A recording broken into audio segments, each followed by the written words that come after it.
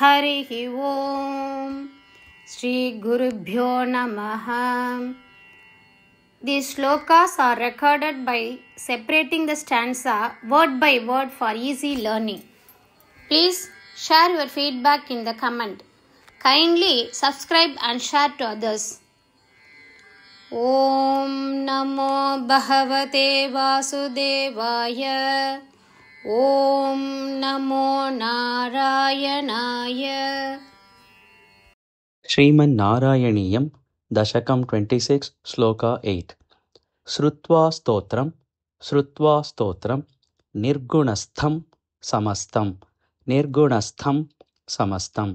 శ్రుత్వా స్తోత్రం నిర్గుణస్థం సమస్తం బ్రహ్మ ఈశ ఆద్యైః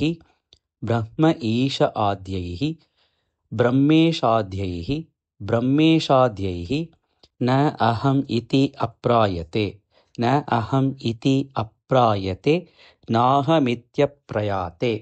నాహమిత్యప్రయాతే బ్రహ్మేశాద్యైర్నాహమిత్యప్రయాతే శ్రుత్వా స్తోత్రం నిర్గుణస్థం సమస్తం బ్రహ్మేశాద్యైర్నాహమిత్యప్రయాతే శ్రుత్వా స్తోత్రం నిర్గుణస్థం సమస్తం బ్రహ్మేశాద్యైర్నాహమిత్యప్రయాతే. సర్వాత్మా త్వం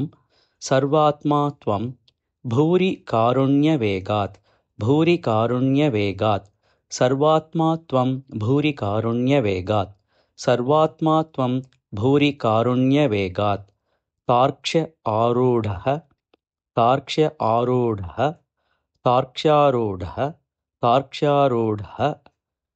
ప్రేక్షితః అభూః పురస్తాత్ ప్రేక్షితోభూః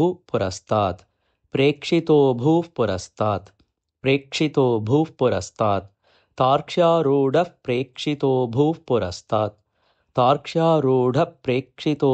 పురస్తాత్. సర్వాత్మా త్వం భూరి కారుణ్యవేగాత్ తార్క్ష్యారూఢః ప్రేక్షితోభూః పురస్తాత్ సర్వాత్మా త్వం భూరి కారుణ్యవేగాత్ తార్క్ష్యారూఢః ప్రేక్షితోభూః పురస్తాత్.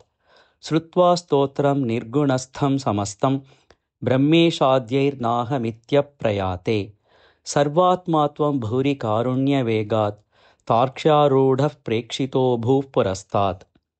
శ్రుత్వా స్తోత్రం నిర్గుణస్థం సమస్తం బ్రహ్మేశాద్యైర్నాహమిత్యప్రయాతే సర్వాత్మా త్వం భూరి కారుణ్యవేగాత్ తార్క్ష్యారూఢః ప్రేక్షితోభూః పురస్తాత్. శ్రుత్వా స్తోత్రం నిర్గుణస్థం సమస్తం బ్రహ్మేశాద్యైర్నాహమిత్యప్రయాతే సర్వాత్మా త్వం భూరి కారుణ్యవేగాత్ తార్క్ష్యారూఢః ప్రేక్షితోభూః పురస్తాత్. శ్రుత్వా స్తోత్రం నిర్గుణస్థం సమస్తం బ్రహ్మేశాద్యైర్నాహమిత్యప్రయాతే సర్వాత్మా త్వం భూరి కారుణ్యవేగాత్ తార్క్ష్యారూఢః ప్రేక్షితోభూః పురస్తాత్.